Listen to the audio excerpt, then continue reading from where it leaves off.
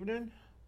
Welcome to a Writer's Conspiracy Project. This is our seventh show. I'm Robert Macosio, and tonight we have some other things that we want to talk about, such as some of the shows that we're going to have coming up. Um, right now, we basically spent the last few shows kind of evolving our technique here at the studio.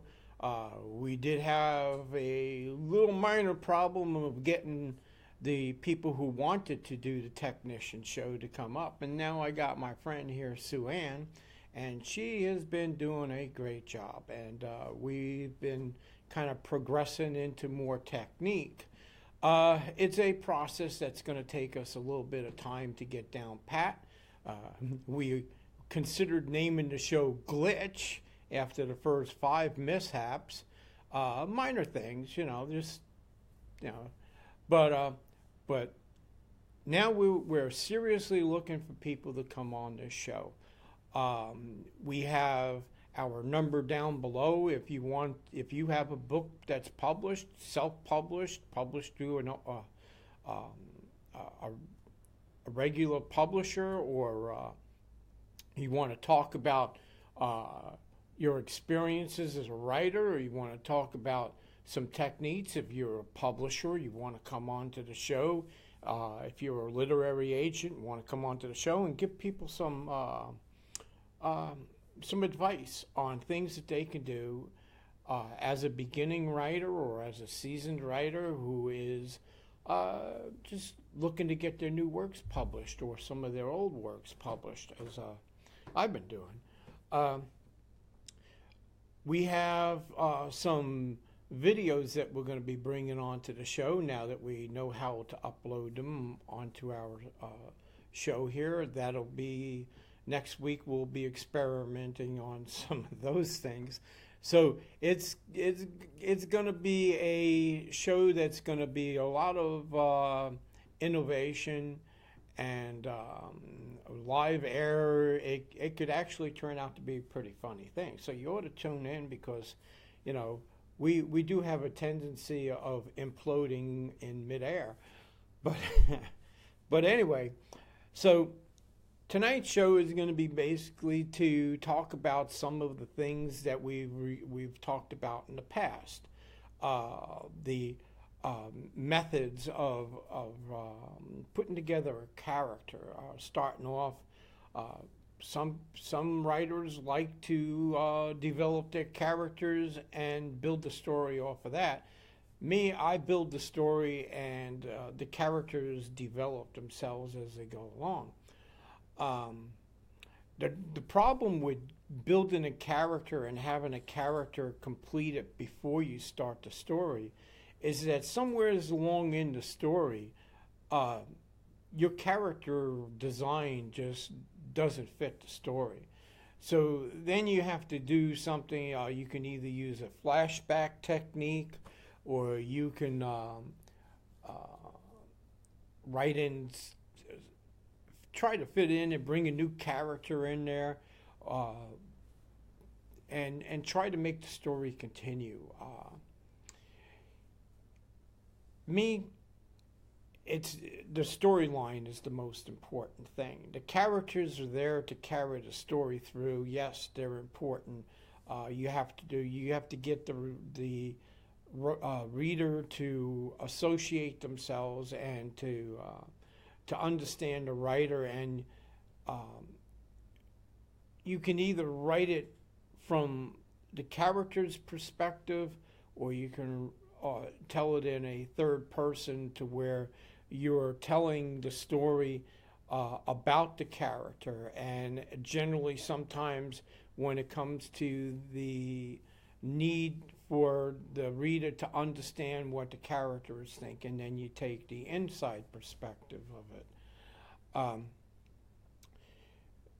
in the books that I've written, Balatar, for instance, um, it has about five different storylines of different characters. And those characters all have their own story. And the story begins with each individual, and it's outlining the characters' background, their storyline, where they're from, what they've done, a little bit about their history without revealing too much, because the storyline is going to reveal itself as it goes. Now, we've been promoting the book for the last few shows. If you wanted to order a copy of it, you just go to lulu.com or to Barnes & Noble. I had to think about that one. Yeah, and you can get it on Amazon too. You can also go to our online magazine. You can order a copy directly from us, in which case I'll go ahead and I'll give you a signature on it too. Our online magazine has this book where you can actually go there and read the book for free.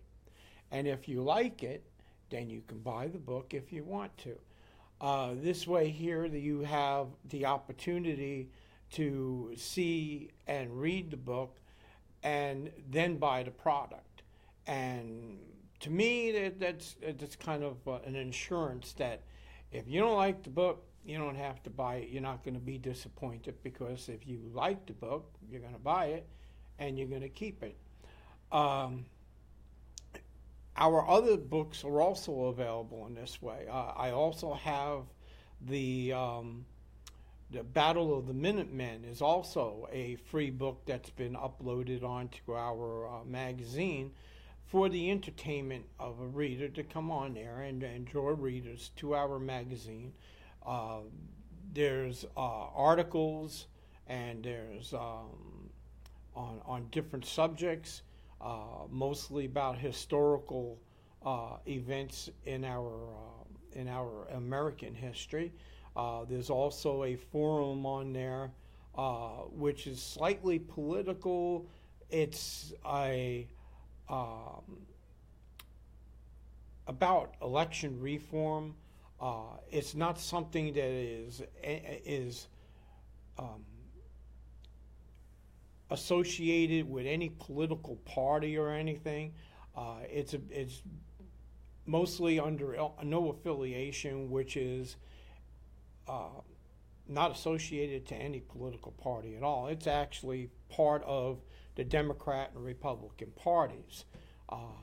So it's not wild and outlandish, but it has a lot of good points in there on some of the need for election reform. And after this last election, I think it's a subject that really needs people to look into and to consider, especially here in Pennsylvania. We have been talking to the group about that wants to come to the show and do a show on our no affiliation show, which comes up next Thursday. We've been talking to them, but they've really been promoting this thing. We now have 73 communities that are now involved with the election reform process that they're introducing. On the Hanover Borough Council, which I am a member of, we had passed a proposal about 2-3 weeks ago in support of election reform. So election reform over the next months is going to be something that is going to be an issue. I doubt very much it's going to be the platform of any of the politicians that are running in the November election, because as far as the newspapers are concerned, the selection has already been made. There's no point in voting in November, because the election is over in the primary election, which is part of the no affiliations course of election reform. The primary election is the pre-election. The real election is in November, but they have eliminated any of the competition other than the Democrats and Republicans. The laws that have to be changed in the state of Pennsylvania aren't even state laws. These are statutes that are put out by the Board of Elections. The Board of Elections basically is segregating the Democrat and Republicans from the independents by requiring the independent candidates to not be able to file their intent papers and their nomination papers until after the primary election. Well, it's a primary election. There's no reason why independents can't be included in the primary election. The misconception that it is the Democrat and Republican primary election is a delusion that is given by the national parties concept. It's actually the Democrat and Republican primary debates is what the Democrat and Republican parties have control over. They have no control over the public election. So the public election is not actually the Democrat and Republican primary. The debates are the Democrat and Republican primary, where they get a lineup of their own candidates, and the voters, the members, the people who designate themselves as Democrats and Republicans, they select who they want to run on their ticket in November. That's what the primary election is. But the independents don't have that. The independents are excluded from the primary, and we should be included by the primary because there are federal laws that do not allow the state to enforce any type of intellectual discrimination, and that's an intellectual discrimination. There is nothing in the Constitution of the state or nothing in the Constitution of the federal government that requires an individual to designate their party in order to be able to run for political office. There is also no part of the Constitution that requires a voter to designate themselves as a member of a specific party in order to participate in a public election. It is the national parties, it is their policy that says that if you want to run and you want to participate in the Democrat or Republican debates, you have to designate yourself as a Democrat or you have to designate yourself as a Republican. Well, that's fine. They have the ability to do something like that. The problem is that I'm not required to designate myself as a Democrat or a Republican or a Libertarian or any other party. But I do have the right to participate in a public election. And that is what the election reform has to be. You have all this push about third parties and stuff. You don't need third party. You just need to allow people to run on their own merit. Their own people who run as an individual. I don't have to be a third party. I don't have to be declared as an independent.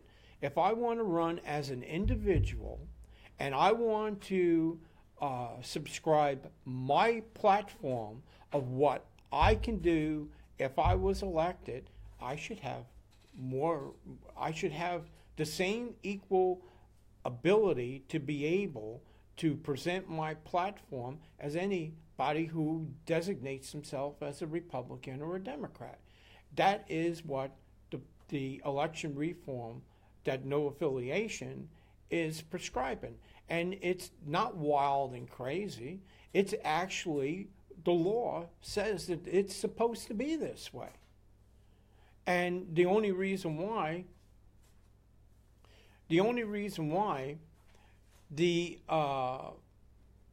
it is this way is because the Democrats and Republicans want to dominate the elections. So other books that I've written have been on the political thing. I have written books on federal referendum, which raises a lot of eyebrows because everybody knows that there is no referendum at the federal level, because the referendum at the federal level, the federal government is not under the direct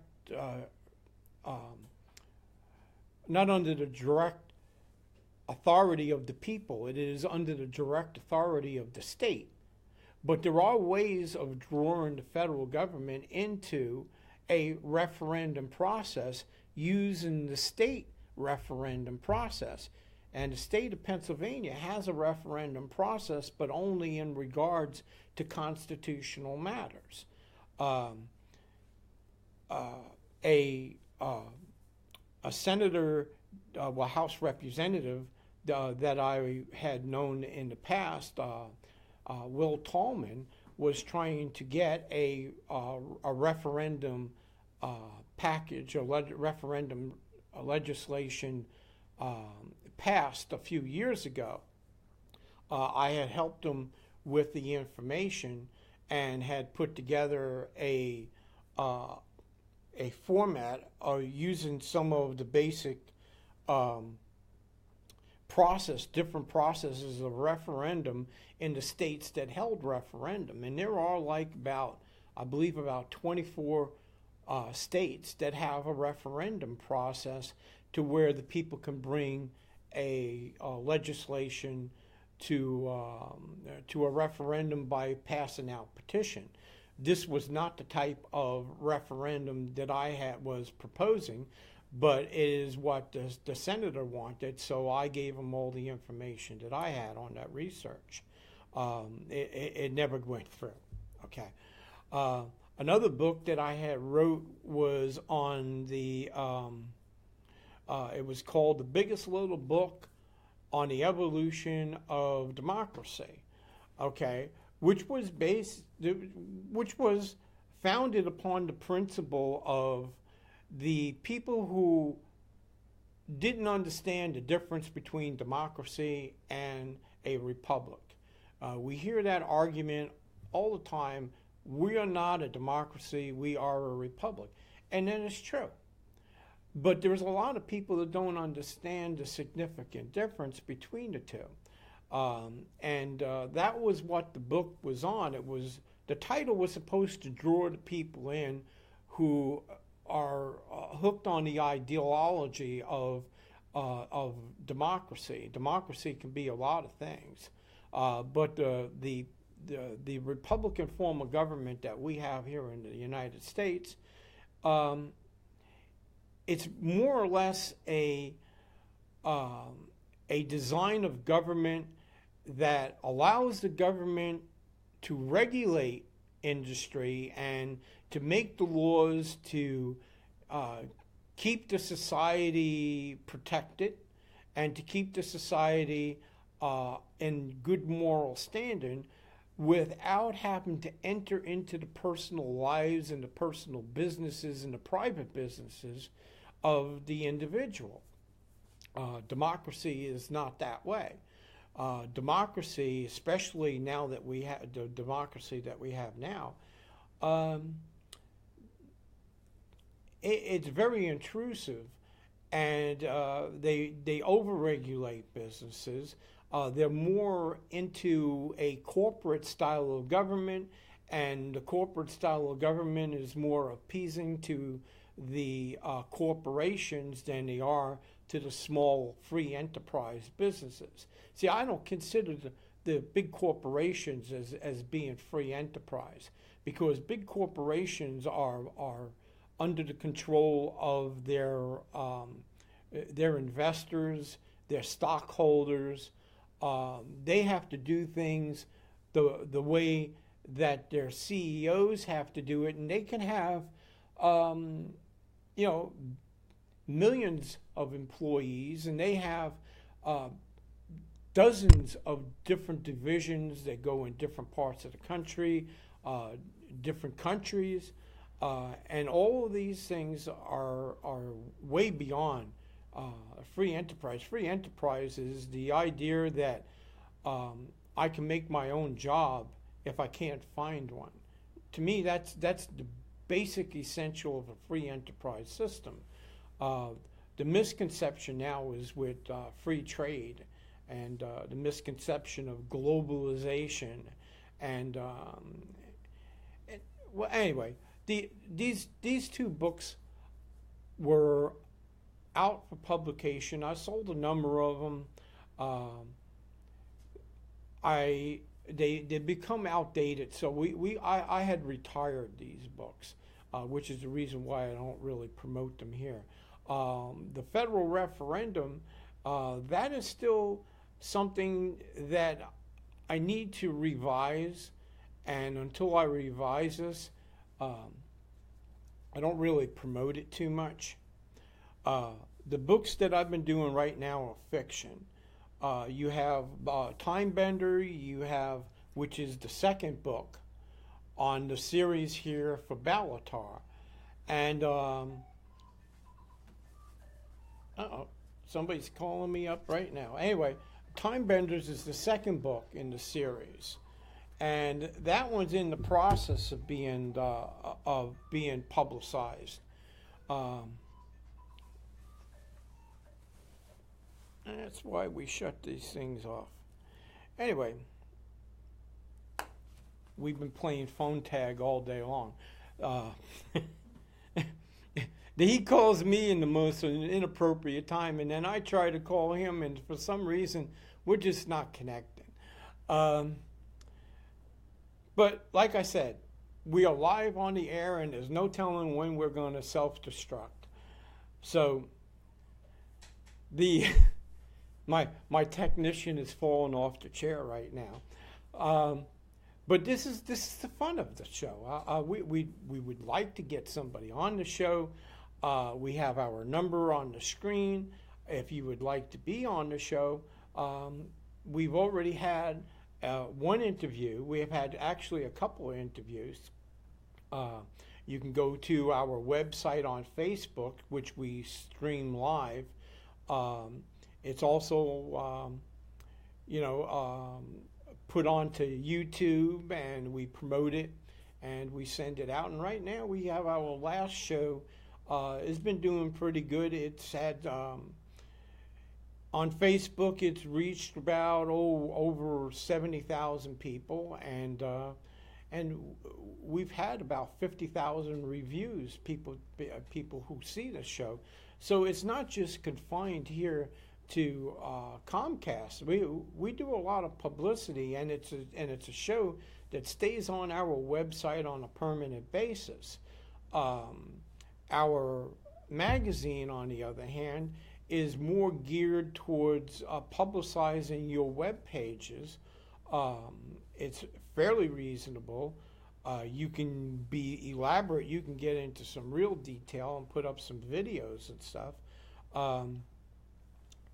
And if you need a website, you can go to our website. We do have an in-house website designer. We can put you into direct contact with that person, and they'll listen to what you want, and they can set you up with a pretty decent website. And you get to keep your domain name without having to pay an enormous fee or anything. A lot of these websites they give you a free website, but they sometimes as soon as you decide that it's too expensive or you're not getting what you want, that's when you find out you don't own your domain name, and in order to get your domain name back, you have to buy it from them. That's a catch-22. We've had that experience. So we do our own web designs, and the person who helped me out with my website, you can go on to marcocommunications.com, and you can actually see what he's done for me. It's a website to where I can put ads and I can sell advertisement to companies, and it's pretty simple. I don't have to call up the magazine, the design company, to do changes on it. I can do most of the changes on my own. The only time that you would have to actually go to the person who does the designs is if you decide to change the format of your web page, which is pretty simple. He does it for me pretty quick. If I decided to, I went from my web page, from my magazine being a magazine that was politically structured to a magazine that is historically structured. We're more interested now in about the history of this country and the history of some of the legislations, 14th Amendment, for instance. The first constitutions of of the states is an important thing, because they actually have in there the declarations of separation from England. They also have in there the Declaration of Rights, and in those declarations of rights, they actually specifically went into the detail of what the government has to do, and what the religions have to do, and what the individuals have to do. It also tells you limitations on it, on what your First Amendment right are about. You can't use your First Amendment rights to overthrow the country because the officials that are elected to office are under an oath and an obligation to protect the people of the established country from people who want to come from other countries and come here and install their religion and impose their religion upon us. This is what the First Amendment was all about. Now, when you get into some of these books and stuff that I wrote, the first book starts off in ancient times. The second book goes into a more modern story, and it takes you into places that you never thought you would go, and it does it in a casual way, so that you're not really expecting anything, but it demonstrates it. Time Benders is about the ability of certain people who have a genetic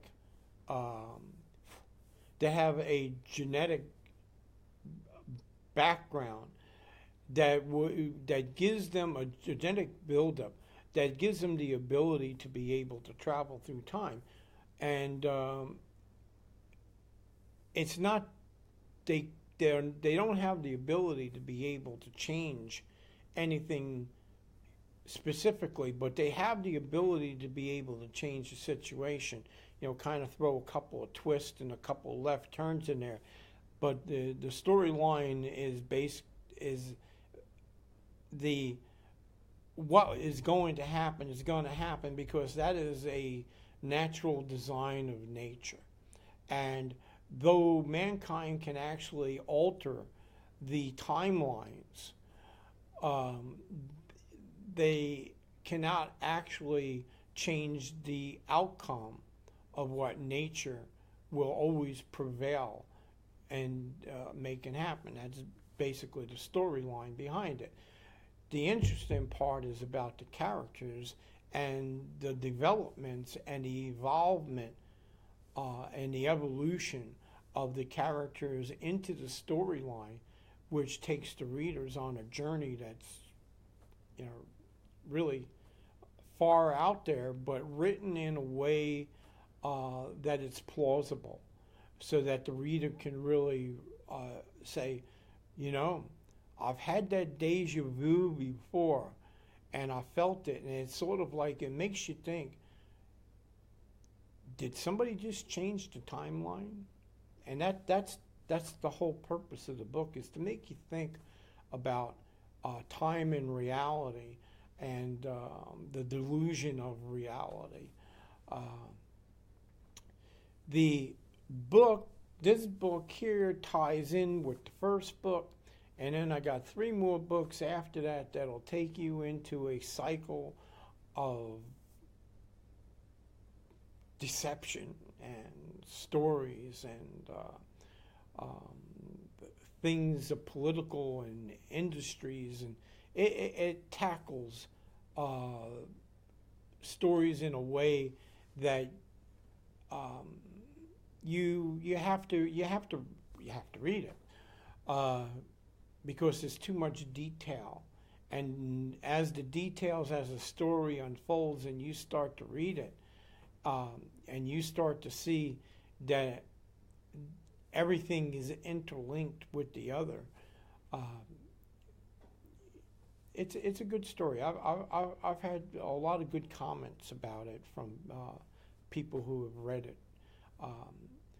I try to get people who would give me an honest opinion to read the books and tell me about it, and so far I've had no real negative reviews about it. And if you want to buy it and you want to give me a review, that's fine, just as long as it's not a bad one, right? Anyway,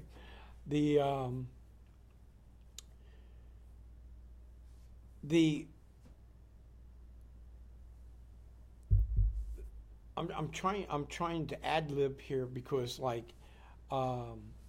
we were trying to do a show today on copyright, and for some reason technology had me in a headlock today all day long. We have 3 computers in the house, and one decided it just wasn't going to work, and that's the one that's got all my information and everything on. So we tried getting into our copyright account, and we can't get into our copyright account, and so we called up the copyright office, and the copyright office gave us all the information, and we tried to get into our copyright account, and we still couldn't. And the reason we were trying to get in there is because I got about 5 books that have to be copyrighted before we can present them in public, which is something, if you're a new writer, protecting your work is one of the very first things that you want to do.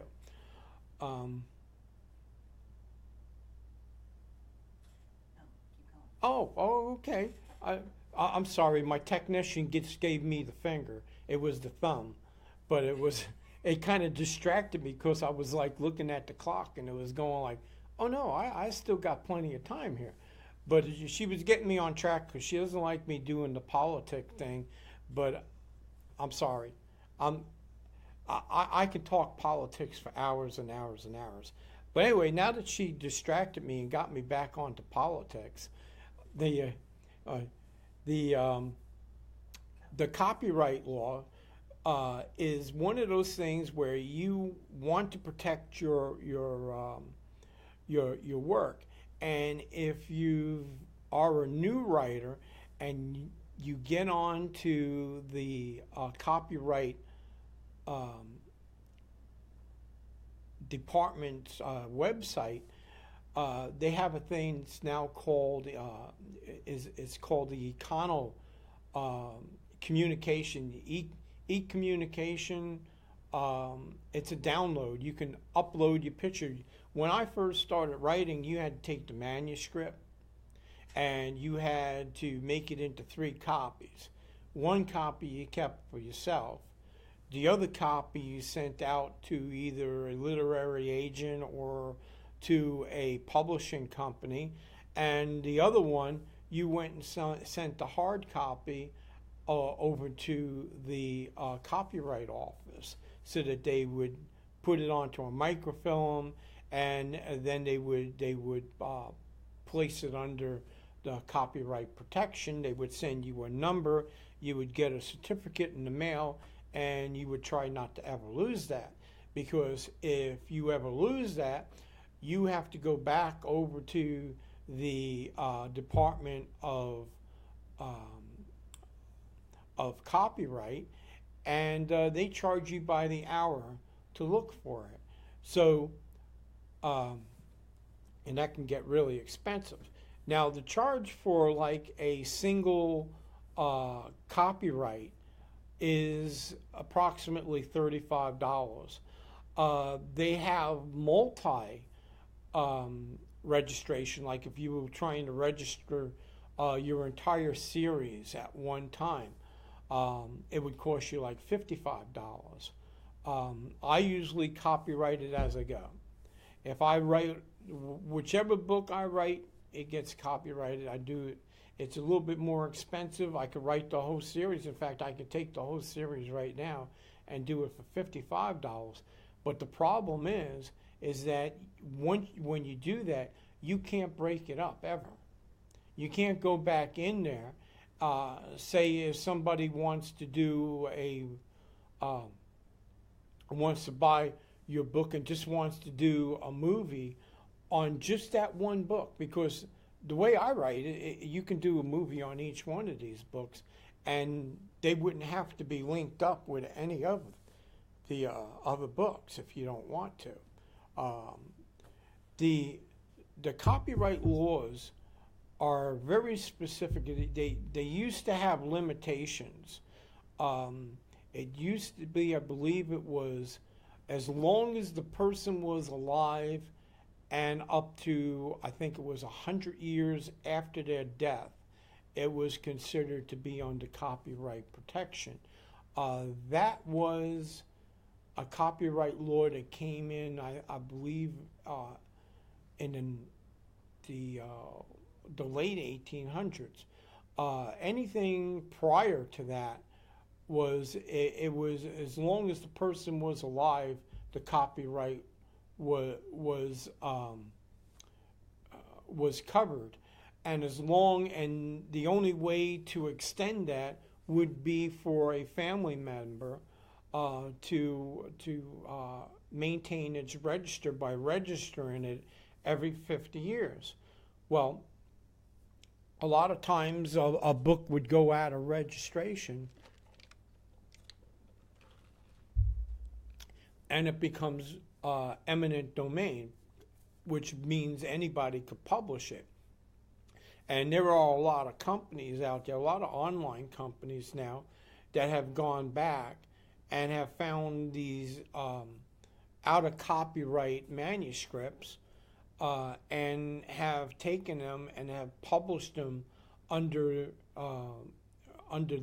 have published them. And now if you try to use public domain on them, they're trying to collect a fee from you. I haven't had that problem, but I don't use public domain things out of copyright to go write a book about. I might use them to do research, but I write my own book. When you go to this website, there is an overabundance of material there. If you're a new writer, you should look through some of the procedures on what can be copyrighted and what can't be copyrighted. You can't copyright a title. So if you have this great title, there's no way of protecting it. Somebody is going to scoop it up. Like I wrote this book back in 1984, and since then there's like a music group that has the name Balatar.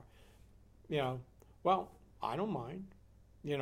Hope they don't mind, because I had Balatar longer than they've been on this planet, because a lot of them weren't born until after the book was written. Anyway, you can't copyright an idea unless it's a patent, and then you can't just say, oh well, I thought of a carburetor that can get 500 miles to a gallon and put a patent under unless you have a working prototype. If you have a working prototype, then you can get a patent on it. But the thing about patents is kind of funny. It's if you design something and somebody comes in behind you and they design something, an attachment to it, they're not considered to be in violation of your copyright. You know, I'm not a lawyer or anything. I'm not going to give you advice on it. But the fact is that if somebody comes and takes your story, if they write it and it goes from beginning to end and it's your book and they changed all the names and they changed all of the and the characters and stuff, the names of the characters and the places, but they maintained your storyline from beginning to end, that's plagiarism. If you have a book that's like a cookbook, you cannot copyright a recipe, but you can copyright the order in which your cookbook is presented. So if you have 40 cookbooks and they're all on how to cook a hamburger, the ingredients might change and everything, but as long as you're not following somebody's format to the letter, there's really not much you could do about copywriting a cookbook. Other things that are very difficult to copyright are poems and poetry. You can put poems and poetry into a book, and you can copyright the book with all of its contents, but poetry, it's an idea, and it's only a paragraph sometimes or two long.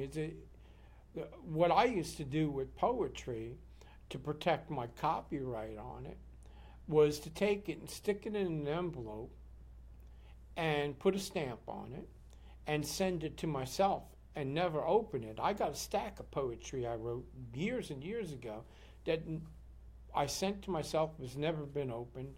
I've actually seen, I've had some books and stuff that were books that I wrote poetry in that were, I wrote a lot of the stuff when I was traveling with some bands back in the 1980s, and a couple of the books came up missing, and some of the lyrics and stuff I heard on different bands as they were playing it on the radio.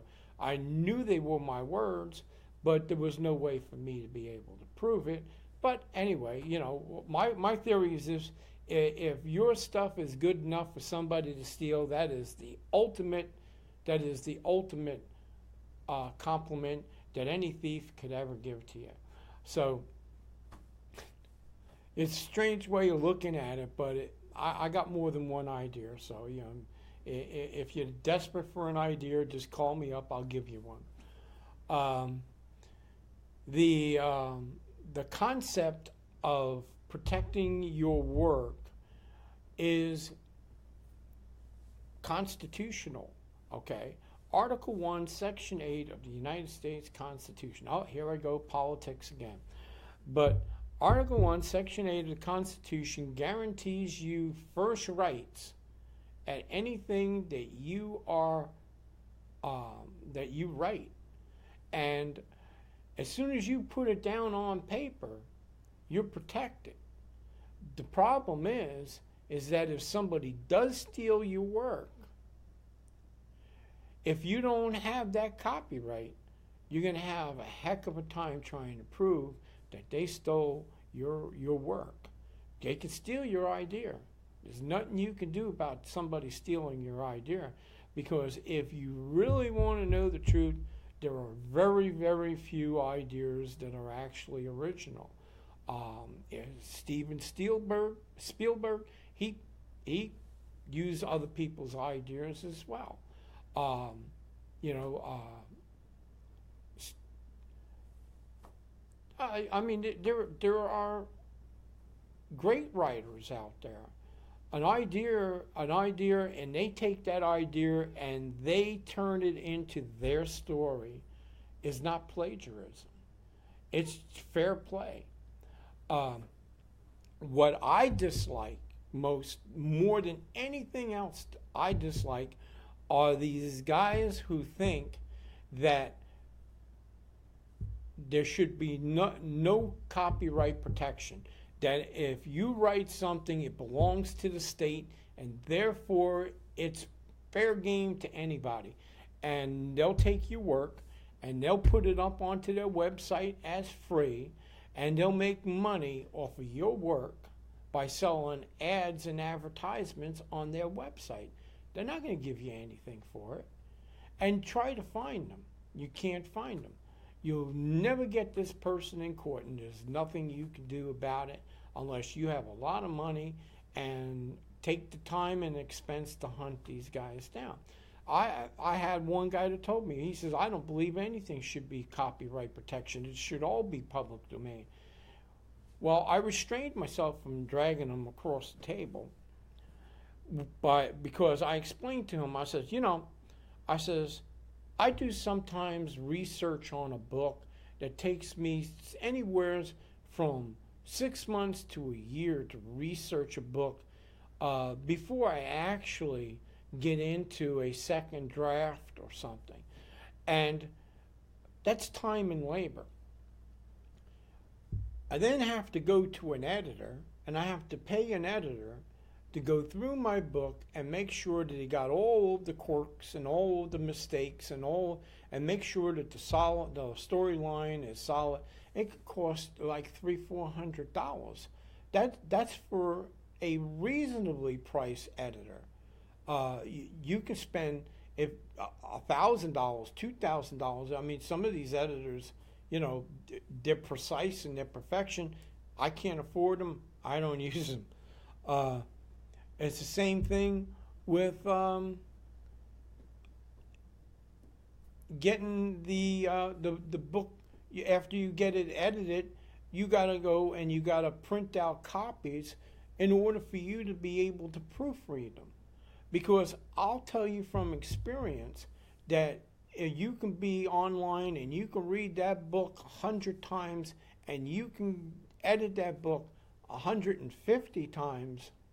When you print that book out and you get that copy and you open it up and you're reading it and you're going through those first couple of pages going like, oh man, this is beautiful. Everything is right where it's supposed to be.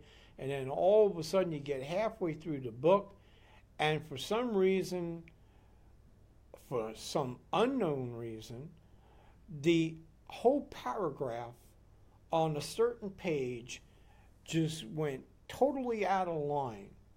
So the first time that I printed up my books, I was so sure that my editing was perfect because I had my editor and she was really good.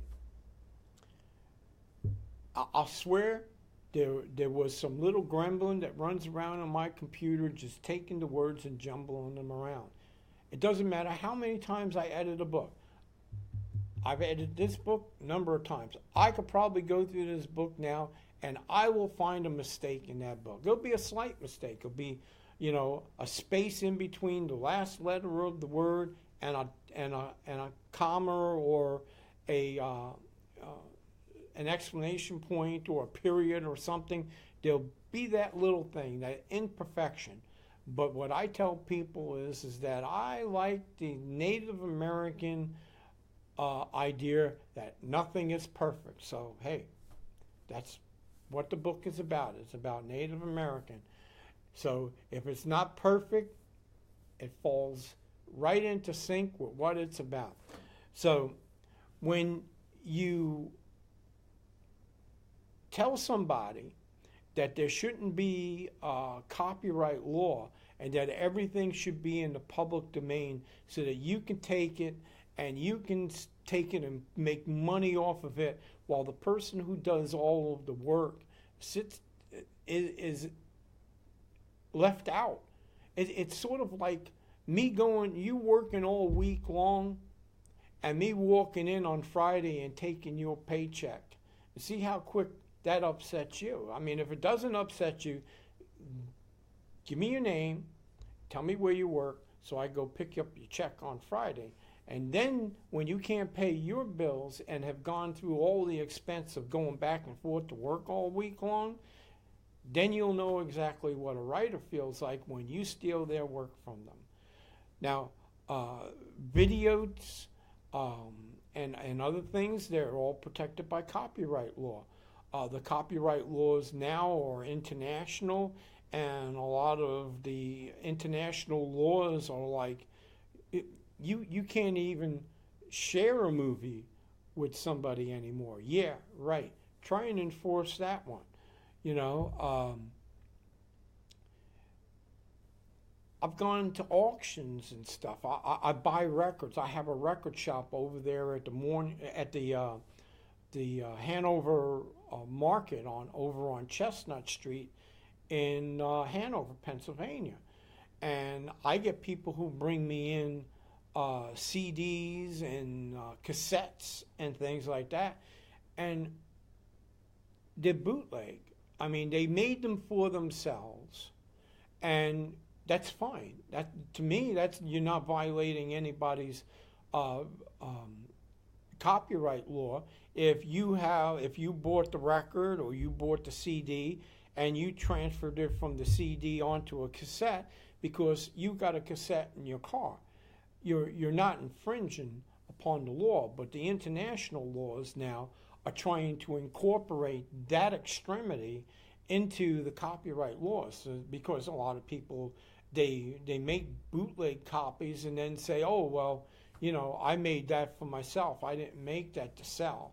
And they were using that loophole to get out of trouble, stealing other people's work. If you are a writer, you have to respect other people's works and ideas. If you go to a writer's workshop and other people are exchanging ideas and everything with you, those aren't protected by copyright. But you don't necessarily want to go home and write a book because this other guy sitting next to you gave you this great idea. You just got to have a common respect for each other. If you don't have integrity, then you have nothing. Because to me, a person's integrity is all we ever have. That is the one thing we learn, and that's the one thing that we keep all our lives. So as far as copyright goes, if you want to copyright, go to the copyright and on your browser, and it'll give you the government office. The eco copyright, which is what you can do for online uploads. They'll give you all the format details. They'll tell you how to upload it. It's really easy. It is not a difficult thing at all. But you don't want to copyright something that is so raw that if you ever had to go and prove to somebody that you wrote this because they stole your idea, which happens a lot, you can't have it so general. You want to make it so that you can identify your story and you can prove that it was copyrighted on this date, and then you got to do other things. It's not you can just go ahead and you can sue somebody because they had the same idea as you do. You got to prove that they had access to your writing in order to be able to claim that they had infringed upon your copyright. So,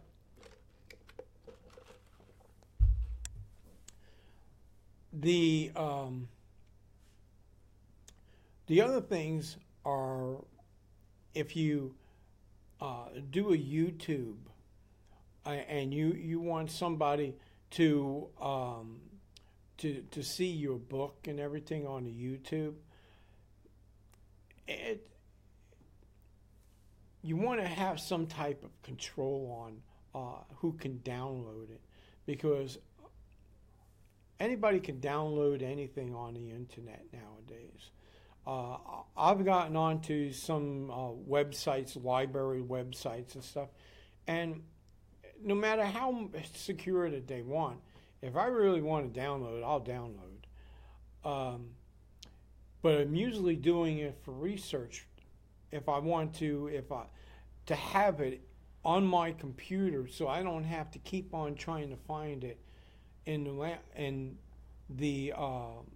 library and having to go through all kinds of logins and everything else. I'll download something onto my computer for reference. If you have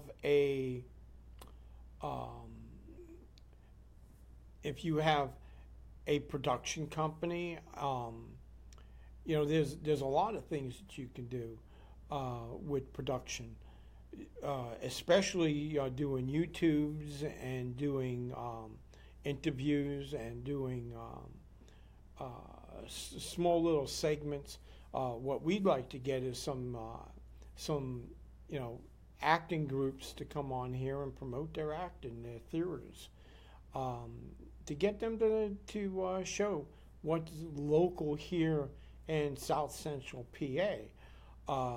We are getting our technique a little bit better and doing Skype interviews. So as we get our technology here in this studio on this show down pat, we're going to be getting a little bit more into doing some long distance interviews, because I've been contacted by a few people that were in Maryland and Virginia, and they want to come on the show. The only problem is that it's going to take them 2 hours to get here, and they're not up for the ride. So we want to get them onto doing a Skype. And from what the technicians here at Comcast have said to me, is that the only requirement is that you would have to have a Chrome for your browser. So we're getting ready to have another show come to its conclusion. If you would like to be on our show, our number is right there. If you have a book, give us a call, and we'll make arrangements. We like to do a booking well in advance so that we can promote it, because it's not just come on the show and then we promote you. We try to promote you before that we have you on the show, in order to let people, especially your friends and family, know that this is the night you're going to appear, and they can watch you self-destruct along with the rest of us on the show. It'll be fun. It's something that you'd want to keep for yourself, and you can use it, and you can use it to promote yourself, because that's what the show is all about. It's about helping you promote you with your book. So we're coming down to our final minute here, and we would like you to watch our show next week, because we will have a couple of clips, and we will start to refine our technology just a little bit better than what we've been presenting. Trial and error is always the best thing, and the same thing with your writing. The more you practice your writing, the better you're going to get. So keep on plugging. If you haven't been published yet and you're still trying to figure out what you're doing, just watch the show. Go onto my website, read a book. You know, it's the best thing that you can possibly do. So tonight we're on our way on our countdown here. So have a good night and have a good night.